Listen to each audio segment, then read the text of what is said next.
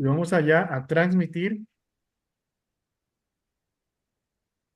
Esperemos que me deje transmitir. A veces se pone rejego esto.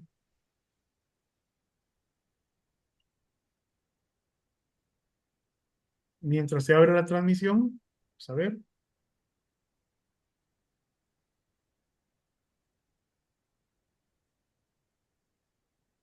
parece mentira, pero cómo se acostumbra uno a ciertas cosas.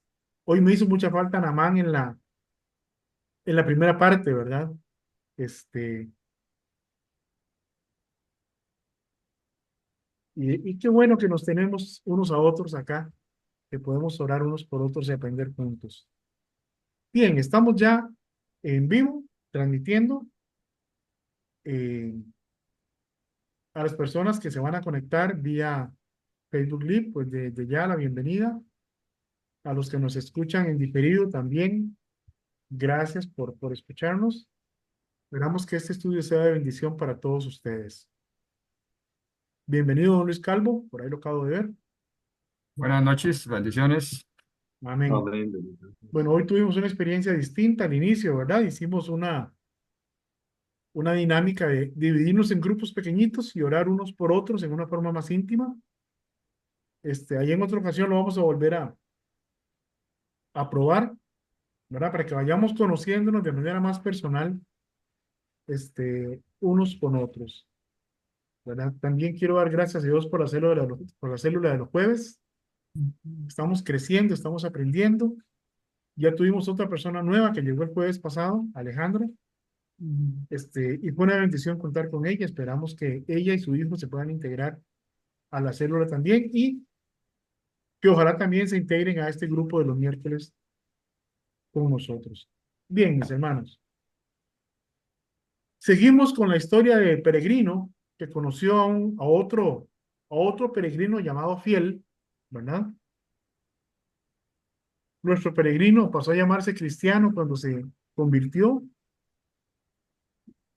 Y bueno, Fiel iba un poco más adelante, ¿verdad? Igual sabemos que tenemos hermanos que van más adelante de nosotros en el camino de la vida cristiana, están más cerca de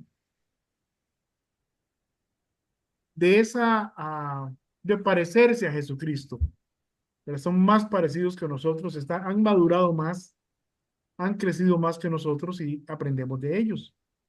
También sabemos que hay otros que están atrás, en el sentido de que tienen menos tiempo en la fe, es- recientemente han comenzado a tomar más en serio su vida cristiana y están empezando a dar sus primeros pasos de fe. Entonces, son como niños, ¿verdad?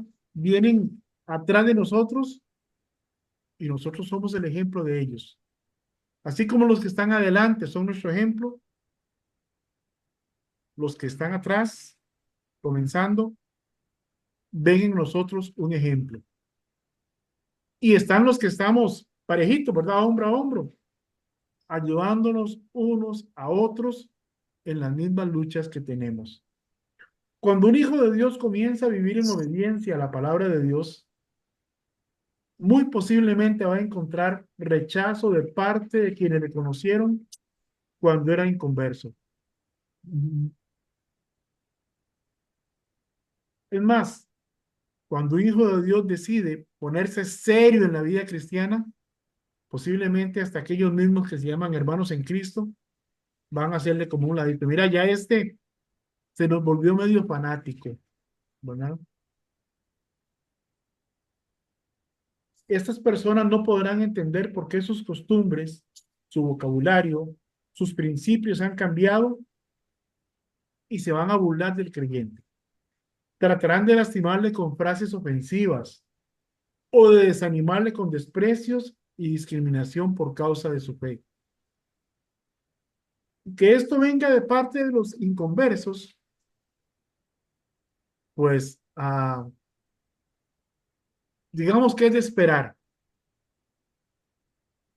que la familia, muy aferrada a sus tradiciones, cuando uno de nosotros se arrepintió y vino a los pies de Cristo,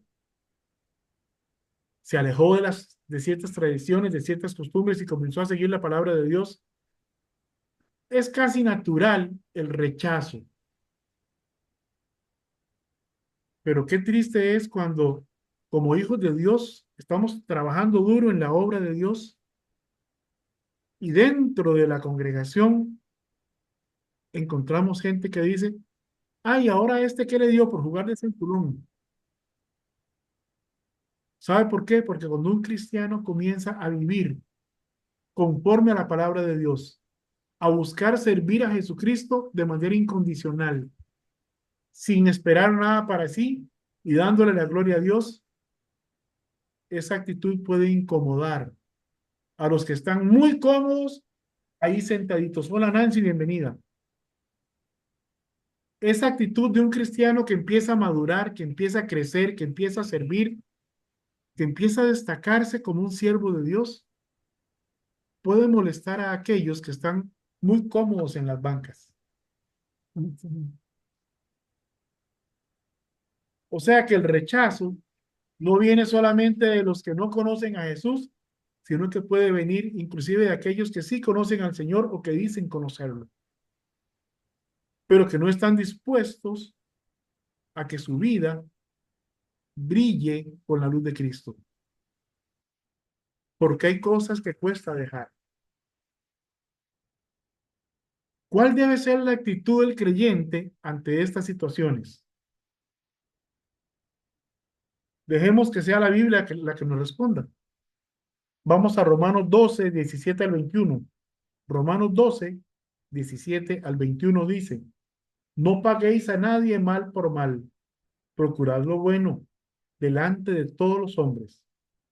Si es posible, en cuanto dependa de vosotros, entonces estad en paz con todos los hombres. Y hermanos, a veces hay personas con las que no podemos estar en paz porque hay personas que no están en paz ni consigo mismas, menos con nosotros. Pero dice el verso 19, no os venguéis vosotros mismos, amados míos, sino dejad lugar a la ira de Dios, porque escrito está, mía es la venganza, yo pagaré, dice el Señor. Así que si tu enemigo tuviere hambre, dale de comer. Si tuviere sed, dale de beber. Pues haciendo esto, ascuas de fuego amontonará sobre su cabeza. No seas vencido de lo malo, sino vence con el bien el mal. Esa frase, ascuas de fuego, no es condenatoria. Básicamente, cuando una persona se porta de manera inapropiada para con nosotros y nosotros mantenemos una actitud cristiana, ¿recuerdan? A mí me toca ser cristiano, que sea don Alberto Reyes, que ya está con el Señor. Cuando mantenemos esa actitud y a esa persona le respondemos con amabilidad, le servimos, le atendemos con gusto, con alegría, a pesar de, dice la Biblia, que a esa persona le va a arder la cara de vergüenza. Y esa palabra, esa frase, ascuas de fuego amontonará sobre su cabeza, eso es lo que quiere decir. Cuando tratamos bien a los que nos tratan mal, hacemos que ellos se sientan avergonzados. Ahora, no lo hacemos para avergonzarlos, ¿de acuerdo? No debe ser nuestra intención avergonzar a nadie, sino servir genuinamente y reflejar el amor de Cristo de manera genuina también. Como hijos de Dios debemos mantener nuestro comportamiento, nuestro buen comportamiento, apegarnos a los principios que nos impone la palabra de Dios, tratar con respeto y cortesía a aquellos que se burlan de nosotros o que nos tratan mal. Si lo vemos en alguna necesidad, servirles mostrando el amor de Cristo. Eso hará que se sientan avergonzados. Hay que entender también que las burlas y el desprecio pueden venir aún de otros que se llaman creyentes, hermanos en la fe, cuyas convicciones no son las mismas, sea porque están en una peligrosa área de confort, de comodidad, donde ya no es importante servir de todo corazón al Señor y les incomoda ver a otro creyente con un corazón dispuesto para servir. El trato para ellos se aplica de la misma forma, mostrándoles el amor de Cristo, y esto hará que les arda la cara de vergüenza. Me acabo de dar cuenta que no estoy compartiendo las imágenes con ustedes, entonces permítanme un segundo nada más.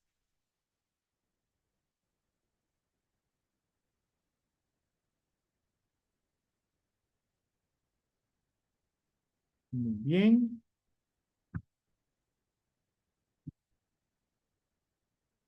Ahora sí, ¿verdad? Estamos compartiendo. Sí, señor. Muy bien, muy bien. Qué bueno que ya estamos compartiendo. ¿Ok? Bueno, esa imagen es la que puse para la primera parte que acabamos de ver. Entonces, fiel a pesar del rechazo y de las burlas. Fiel a pesar del rechazo y de las burlas. ¿Verdad que alguna vez fuimos rechazados por nuestra fe? ¿Verdad que alguna vez se burlaron de nosotros por nuestra fe? Una cosa que saben reconocer los inconversos es a una persona que dice ser cristiana, pero no tiene firmeza en la fe. ¿Sabían eso? Y tristemente las iglesias de hoy están llenas de creyentes tibios, aquellos a los que les gusta figurar, pero no se comprometen. Hablan mucho y no hacen nada. No hay frutos visibles en su vida. La Biblia dice, por sus frutos los conoceréis. ¿Cuáles son los frutos que usted y yo podemos mostrar como prueba de nuestra madurez y fe en Cristo? Estamos obligados a tener frutos. Cuando Cristo vio la higuera y quiso coger un higo y no tenía nada más que hojas, la maldijo. ¿Seremos como esa higuera? ¿Solo follaje? ¿Solo impresión? ¿Solo apariencia? ¿Y nada de frutos? Pregúntese, ¿cuáles son mis frutos? Pregúntese a sí mismo, ¿cuáles son mis frutos? ¿Cuándo fue la última vez que llevé a una persona a los pies de Cristo? Que testifiqué. Bueno, Namán puede decir que fue hace un ratito porque andaba precisamente en una obra de evangelismo, junto con otros hermanos de la iglesia también. Ahí andaba Sophie, Ruby y varios más. ¿Recuerdan a Flexible? El que acompañó a Peregrino en una parte del viaje y luego dijo, no, esto es muy duro para mí, y se devolvió. Cuando regresó al pueblo, la gente se burlaba de él. ¿Sabe? Cuando decimos que somos cristianos y la gente no nos ve actuar como cristianos, somos objeto de burla. Pero también se mancha el nombre de Cristo. Cuando decimos cristianos y nos comportamos como se comportan los demás inconversos, cuando no hay diferencia entre nuestra forma de hablar, de vestir, de actuar con la de ellos, el nombre de Cristo es vituperado por causa nuestra. Si eso es ser cristiano, mejor me quedo como estoy. Porque ellos saben lo que se espera de un cristiano. ¿Sabe qué se espera de un cristiano? Que sea como Cristo. Apocalipsis describe a los tibios con palabras muy fuertes. Apocalipsis 3, 15 al 18 nos dice, yo conozco tus obras, que ni eres frío ni caliente. Ojalá fueses frío o caliente, pero por cuanto eres tibio y no frío ni caliente, te vomitaré de mi boca. Porque tú dices, Yo soy rico y me he enriquecido, y de ninguna cosa tengo necesidad. Y no sabes que eres un desventurado, miserable, pobre, ciego y desnudo. Por tanto, yo te aconsejo que de mí compres oro refinado en fuego, para que seas rico, y vestiduras blancas para vestirte, y que no se descubra la vergüenza de tu desnudez, y unge tus ojos con colirio para que veas. En otras palabras, el Señor le dice, o nos dice, dejen de andar jugando de cristianos y sean cristianos. Básicamente es lo que nos está diciendo. Porque Él prefiere que no seamos nada, que seamos totalmente fríos, insensibles, a que andemos diciendo que somos hijos suyos, que somos cristianos. Eso sale de nuestra boca y nuestros actos dicen completamente lo contrario. Tibios, ni allá ni acá. Como decimos en Costa Rica, ni chicha ni limonada. Y eso le repugna a nuestro Señor Jesucristo. Dice hermano Arturo que tiene que retirarse, que Paquita tiene la clase. Gracias Arturo por acompañarnos, que Dios te bendiga. Un abrazo a Paquita también. Seguimos orando por vos. Amén, amén. Que Dios te bendiga.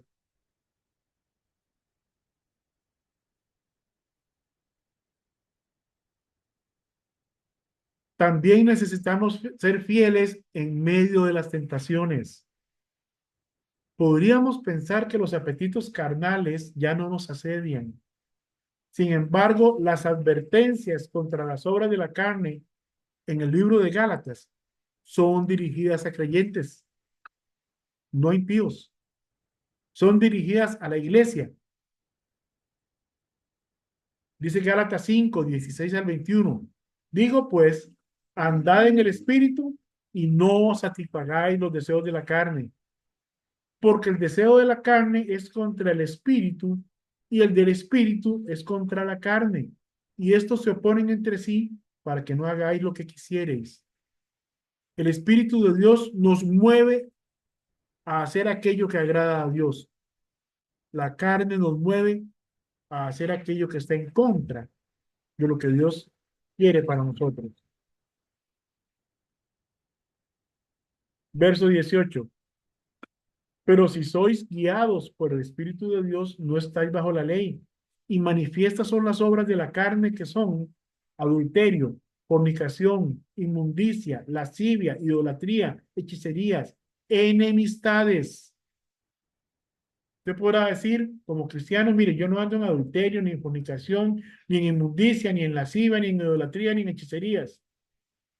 Pero anda en enemistades. Está enojado con algún hermano en la fe.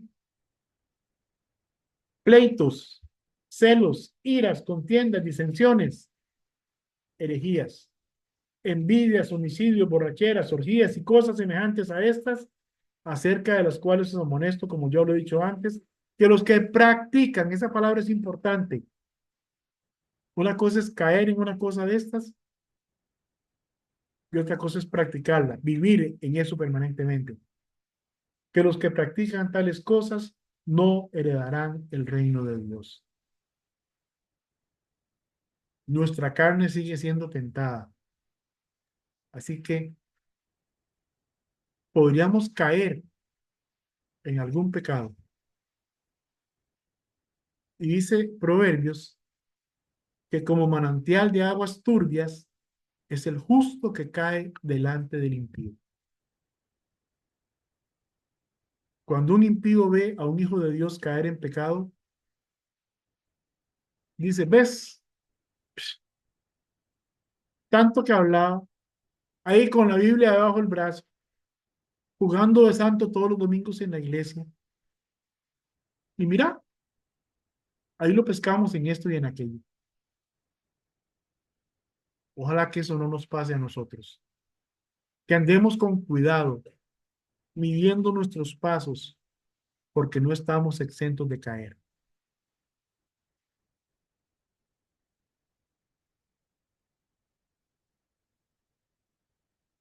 A Cristiano le ofrecieron casarse con una de tres muchachas: concupiscencia de la carne, concupiscencia de los ojos y soberbia de la vida. Qué nombrecito, ¿saben, muchachas? Las áreas por las cuales el pecado entra a nuestra vida no han cambiado desde Adán y Eva. Dice primera de Juan 2:16, porque todo lo que hay en el mundo, los deseos de la carne, los deseos de los ojos y la vanagloria de la vida, no proviene del Padre, sino del mundo. Los deseos de los ojos, cosas que vemos y nos hacen desear hacer o desear tener aquello que no agrada a Dios. Los deseos de la carne, apetitos carnales que nos pueden arrastrar a caer en actos vergonzosos, que nos alejan de la comunión con Dios y manchan nuestro testimonio. La vanagloria de la vida, uno de nuestros peores enemigos, si no el peor, es nuestro propio ego, nuestro yo. Nos puede alejar de la comunión con Dios y con los hermanos. Nos puede mover a hacer cosas en la obra de Dios, pero no para glorificar a Dios, sino para exaltación de nuestra propia imagen. Tenemos que batallar contra el ego para que no resalte y dejar que sea Cristo el que resalte. ¿Qué dice 2 Corintios 5:17? Creo, con Cristo estoy juntamente crucificado y ya no vivo yo, mas vive Cristo en mí. Y lo que ahora vivo en la carne, lo vivo en la fe del Hijo de Dios, el cual me amó y se entregó a sí mismo por mí. Entonces ya no vivo yo. Es decir, ya no necesito andar exhibiendo mis capacidades, mi poder o lo que sea. Necesito reflejar a Cristo para que lo que vean los otros en mí sea a Jesucristo mismo, sea el amor de Cristo. Que cuando hablen conmigo, cuando hablen con usted, le pregunten, pero usted es cristiano. ¿Por qué? Porque es que usted habla diferente, usted trata diferente, usted es diferente. Fiel en medio de las tentaciones. La fama es una gran tentación. El poder es una gran tentación. El sexo opuesto es una gran tentación. El dinero es una enorme tentación. Los deseos de los ojos, los deseos de la carne y la vanagloria de la vida, cosas que se oponen a lo que Dios quiere que nosotros hagamos y seamos. Pero también hay otras cosas que nos pueden alejar de Dios, que nos pueden desanimar, y son las dificultades. Son un detonante para el desánimo. La vida está llena de circunstancias que nos ponen a prueba. Pueden ser de salud, financieras, de relaciones con otros. Las dificultades pueden presentarse por malas decisiones que tomemos o por causas fuera de nuestro control. Debemos saber que si andamos en obediencia al Señor, las dificultades no nos van a vencer. Vendrán momentos difíciles, pero no vamos a ser vencidos por esas dificultades. Siempre que dependamos de Cristo, siempre que dependamos de Dios para tomar cada decisión. Hubo un hombre que tomó malas decisiones y tuvo la valentía de reconocer que se había equivocado y se volvió de su camino y encontró perdón y aceptación. No vamos a leer la historia completa, pero ustedes la conocen.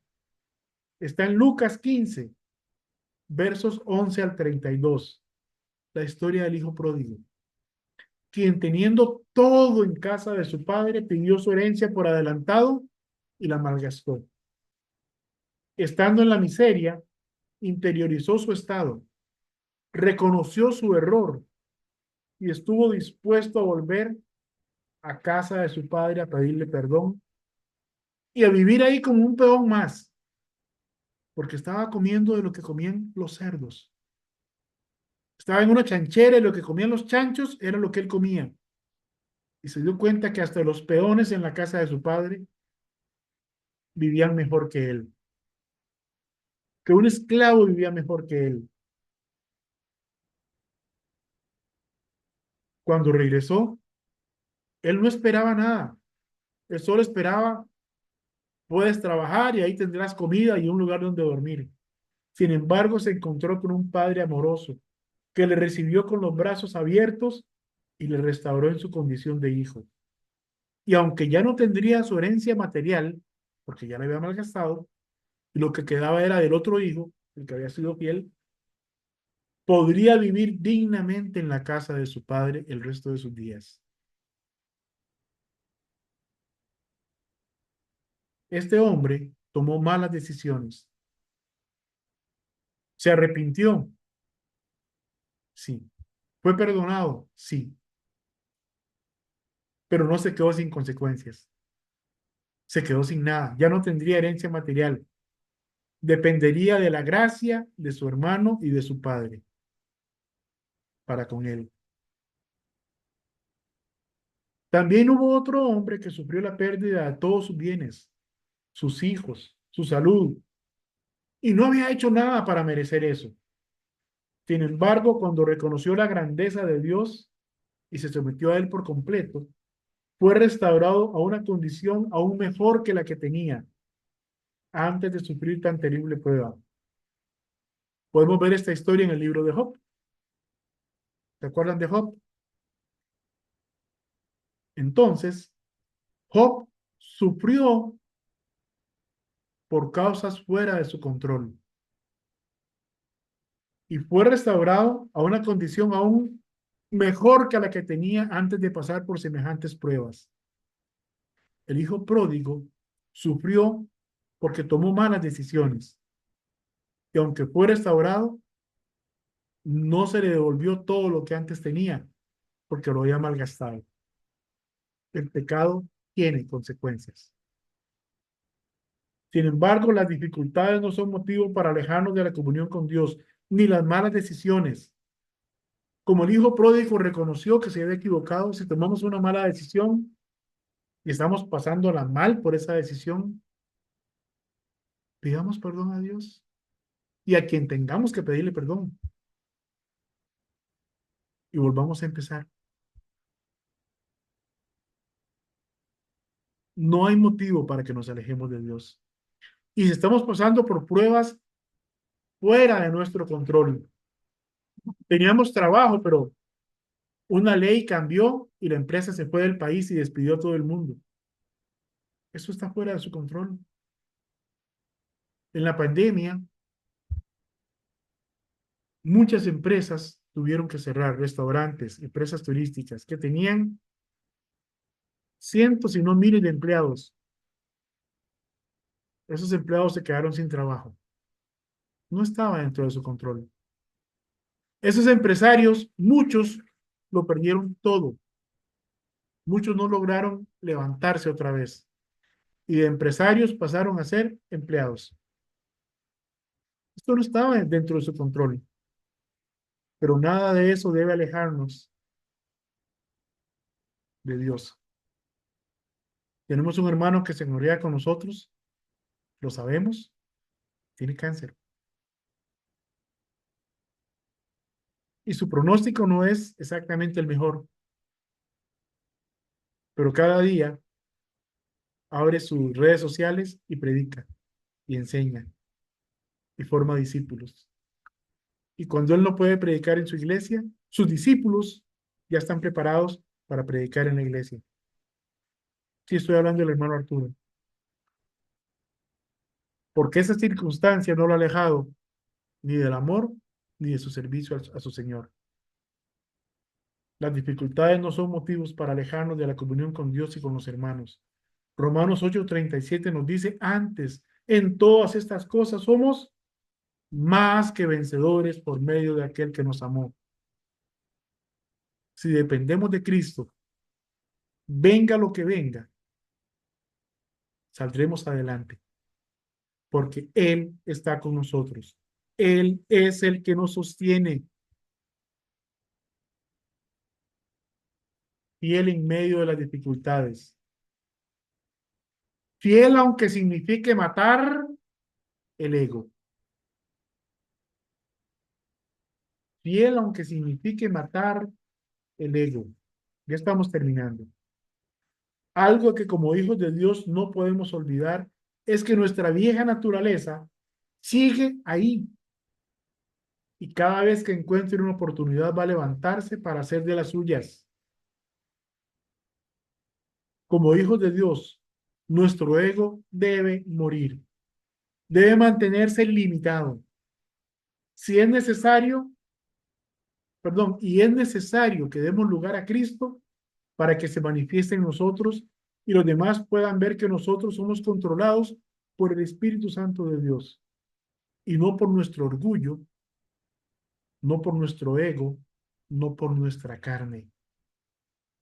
Dice Efesios 4:22, en cuanto a la pasada manera de vivir, despojados del viejo hombre que está viciado conforme a los deseos engañosos.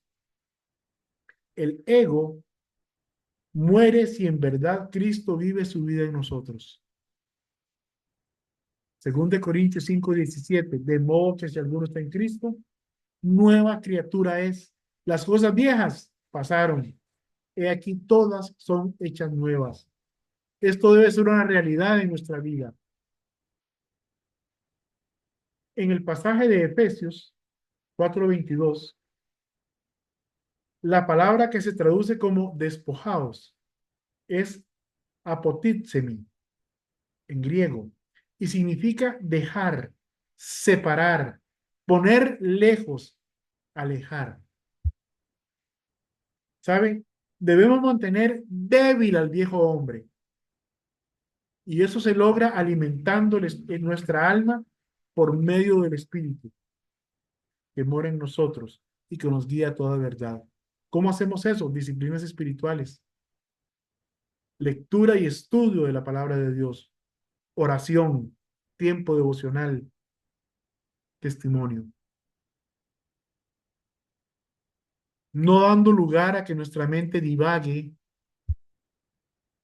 porque nuestra mente se pierde en las cosas carnales, sino ocupando nuestra mente en las cosas del Señor, alimentando fuertemente nuestra alma con la palabra de Dios, porque eso debilita al viejo hombre, lo aleja, lo separa. Dice Juan 16:3, pero cuando venga el Espíritu de verdad, Él os guiará a toda la verdad, porque no hablará por su propia cuenta, sino que hablará todo lo que oyere y os hará saber las cosas que han de venir. Romanos 8:14, porque todos los que son guiados por el Espíritu de Dios, estos son hijos de Dios. Y si somos guiados por el Espíritu de Dios, el Espíritu de Dios no va a guiarnos a rencillas, a enemistades, a infidelidades o a actos vergonzosos. El Espíritu de Dios no nos guía a eso. No nos guía a chismes ni a mentiras, porque esas son obras de la carne y no del Espíritu de Dios. Dice Gálatas 5:22 y 23, mas el fruto del Espíritu es amor, gozo, paz, paciencia, benignidad, bondad, fe, mansedumbre, templanza. Contra tales cosas no hay ley.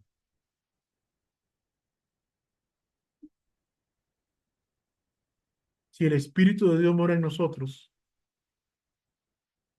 y si dependemos de Cristo para cada decisión, ese fruto del Espíritu de Dios, que no es otra cosa que el carácter mismo de Jesucristo, va a manifestarse en nosotros cada día y cada día más, porque cada día somos conformados a la imagen de Cristo si dejamos que Dios trabaje en nosotros. Que el Señor les bendiga. Nos vemos la próxima semana A la misma hora vamos a seguir con fiel y vamos a empezar a ver fiel cuando somos reprendidos, fiel cuando somos castigados. ¿A quién le gusta que lo regañen? ¿A quién le gusta que lo disciplinen? ¿A quién le gusta que lo agarren con las manos en la masa? Bueno, de esto vamos a hablar la próxima semana, si el Señor nos permite. Por ahora vamos a dejar de transmitir por el Facebook Live. Que Dios los bendiga a todos y nos vemos por este mismo canal de Facebook la próxima semana a la misma hora, aproximadamente 6:30 de la tarde comenzamos la transmisión. Y vamos a terminar aquí nuestra grabación también.